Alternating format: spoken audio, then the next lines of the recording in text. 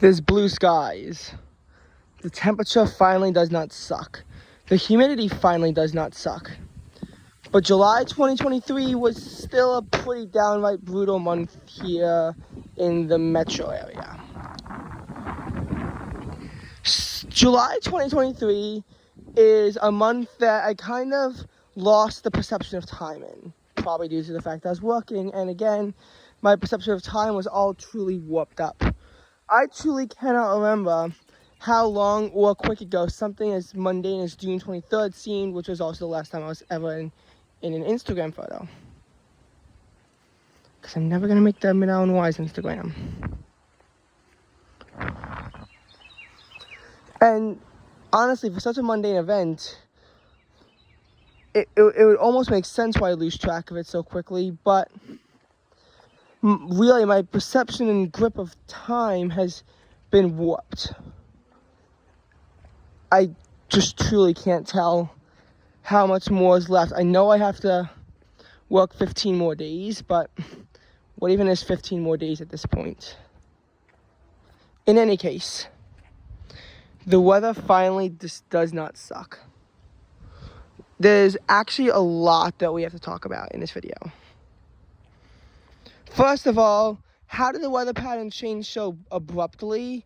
What kept all the high humidity in here? And what finally got it to leave? So, this really stupid humid pattern began to emerge at the end of June. End of June is when this sucky pattern began to emerge.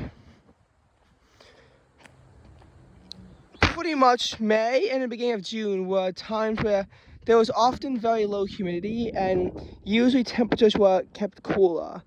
But on June 23rd, I could already tell something was up with the humidity.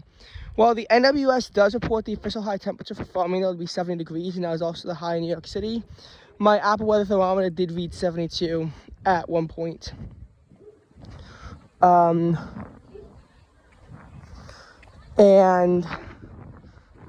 by the thermometer, well, reading 72, it felt more like 74. Dew points were in the annoying mid to upper 60s range, which made it feel very warm inside. And the high was also supposed to be 75 with the heat index of 78. Then next day's camp orientation, which hit 76, but it felt like, again, 79, thanks to that excess humidity. So you better believe that when the high temperature actually made its way up to 82, it would feel like 87. So that's how the dew points got so high. But then what caused them to stay so high? A very wet pattern took hold of our region, and pretty much over half the days had dew points above 70 degrees. That kind of sucked, especially when combined with ridiculous air temperatures. It really made for a bit of a nightmare, actually. But the amount of days that actually hit 90 degrees, that was kept down. But what was not kept down was the amount of days that it felt like 90 degrees. Like, even on last Thursday, a day that was supposed to be miserably hot and humid, somehow the temperature got capped off at 88, according to the National Weather Service. But it felt like as high as 98. Friday, the high hits 90 and the heat index gets up to 96. And that was a key theme throughout the summer. It might not have, the highest temperature of the month here in the suburbs was only 92 degrees, but it would feel like a lot worse than that. But again, the slanted sense of the weather perspective here in the suburbs as compared to the city, the suburbs were actually almost like kept about the same temperature. New York City, the highest temperature all month was 93. What was shocking, I think, was the fact that it occurred on July 5th. That was not a particularly hot stretch, but this heat wave at the end, it really collapsed. This heat wave could have been what kept the average temperature in New York City above that of July 2022. Now it's practically impossible. It's 79.4 now, and it'll only go down with these next 2 days with this cooler air mass finally taking hold. There was no heat wave. There was a heat wave at both of the airports where both Thursday and Saturday were able to get into the 90s at Central Park. It was 92, 92. Yesterday, 89. No heat wave in my suburb. It was 88, 90, 90. No heat wave. Could this be the summer without a heat wave in New York City? We will get to that question later on. But the heat wave utterly collapsed. And while a heat advisory was in order, the fact that there was a point where they had an excessive heat warning in effect was stupidly unnecessary in hindsight. The heat wave could never truly establish itself. And then came severe storms yesterday. But such an awfully humid and seemingly wet month, the precipitation total in New York City is going to finish just shy of 5.5 inches. That's only about an inch above normal, to be honest. It's the way, though, that all this rain wound up falling down. And the fact that a lot of times storms that materialized couldn't produce as much rain as would have been expected. Now, let's talk about some of the other extremes for the month on the cooler end. The coolest temperature this month initially appeared to have been holding pretty well at 68. And had that held, we would have set a record for the warmest, coolest temperature of July. I know that sounds weird. Currently, the record is 67, owned by July 2020. And guess what? July 2020 will actually keep that record for another year. The temperature this morning at Central Park did drop down to 66 degrees. And it's forecast to dip even lower on Monday. So we could see the coolest day of the month occur at the end. Will the suburbs drop into the 50s? The answer to that is no, unfortunately. But, I think you missed it. But, it's 9:30 a.m. and the temperature still has not even cracked 70 yet. It actually feels almost like fall or spring. A warm fall or spring day. But there isn't really a real summer-like feel today. Even last weekend when the humidity briefly cleared, its dew points dropped into the 50s, but it didn't feel the same. Temperatures are warmer than this, and it just wasn't a pattern that was meant to last. So, we again had to deal with temperatures in the 80s in the suburbs, I think, every day. I think that we're going to see that.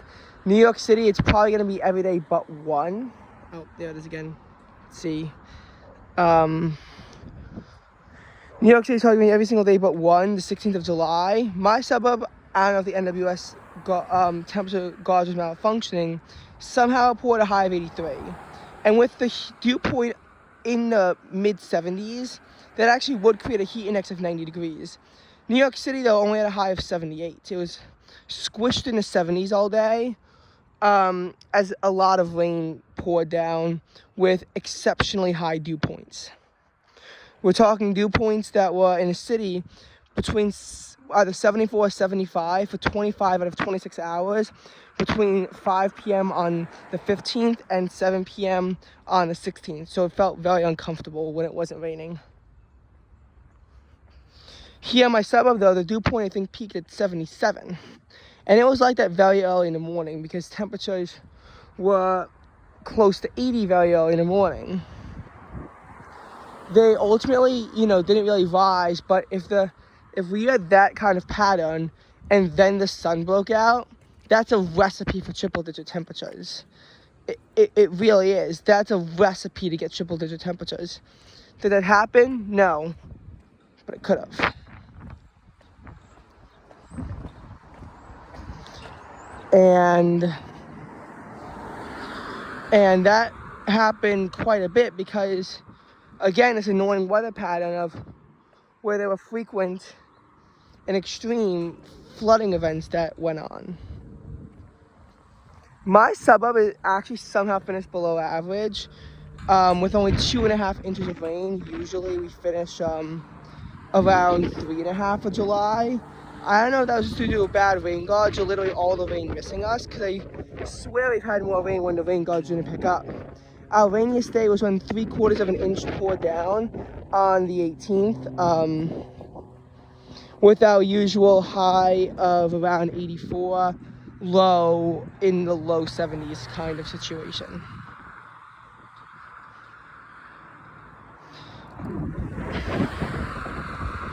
And did it clear the humidity out? It should have, but it really didn't. As dew points, all they did was drop from the low 70s into the upper 60s. Basically enough to make it not a living hell, but not fun either. So, that was that. That was that.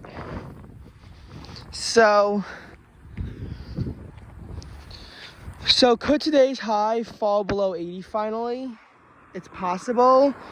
Given how the forecast is right at 80, it could go either way.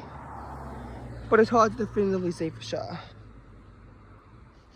Also, by the way, just so you know, the record for the most days with lows in the 70s for any July will also not be broken this year. That record is 26, also from July 2020. I was almost certain that it would have held out, because we saw lows in the 60s on July 1st. Then on the 11th, which by the way, the high on the 11th did then jump up to 89 degrees. Then on the, what was it called? Then on the 23rd, dropped back to the 60s. But after some severe thunderstorms on the 25th, which didn't actually produce that much rain, it dropped the temperature in Central Park briefly to 68. And it was able to then kind of fall back to 68 right before the failed heat wave came in on Wednesday. So that was that. So that was already enough to get us to 5 days. Today's gonna be 6. Tomorrow's almost certainly going to be 7. So no record on that front. And highs in the 90s were actually kept to a below average number. I was almost certain this heat wave would give us 6 or 7, which is at the average. We actually only got 5. July 5th and 6th. Then July 12th. And now the 27th and the 28th. But that appears to really be it. We did have see 7 days with a high of exactly 88 degrees, which was a record to have 7 of them occur. And overall, the month will finish about 1.7 degrees above normal. We're going to be a top 20 hottest July. Average temperatures will be kept above 79 degrees for the month, which is averaging between a high and a low. Pretty impressive. But we're not going to really see that record-breaking type of month that seems to have been possible, and it's because of this, thankfully, this air mass just came in and helped save the day with everything. Now, as for this fall preview, how's it going to go? Looks nice for the first 3 days of August. However, August 3rd will feature a rise in humidity as storms come in on August 4th. But it looks like it'll be warm on that day, too.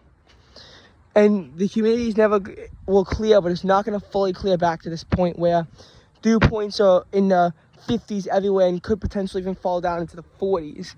We could see a negative heat index. We have not seen one of those really since mid-May, when you could have very warm days with very low humidity.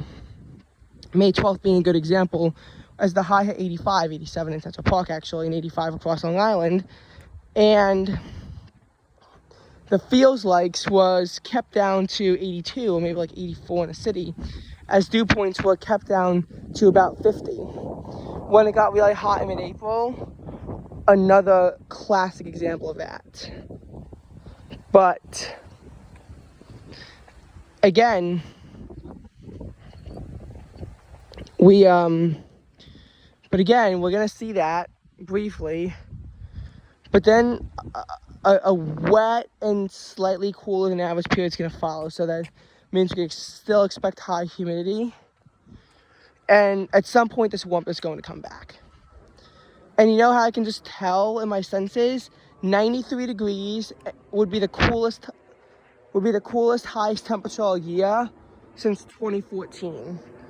And the last time we did not see a heat wave at all was also 2014. And 2014 was just a bit of a weird summer in that way. I mean, 2014, you didn't see the first high in the 90s until the beginning of July, whereas in 2023, it happened literally in the middle of April. I'm not saying that a heat wave isn't totally impossible. I'm just saying that I'm not feeling it on what, could turn out to be New York City's hottest year on record. We have that potential going for us with our hottest first 4-month period on record. We have that potential. With August looking cool, though, we really have to think about the end. After camp, when I'm on vacation in Iowa, or maybe even by the time I get back from vacation, we really have to think about that. In that regards, when we get back, could there be a late August, early September annoying heat wave? Absolutely yes. We've had that occur in 2015, and there might have been one after that. But again, it's super hard to tell. Is that going to happen?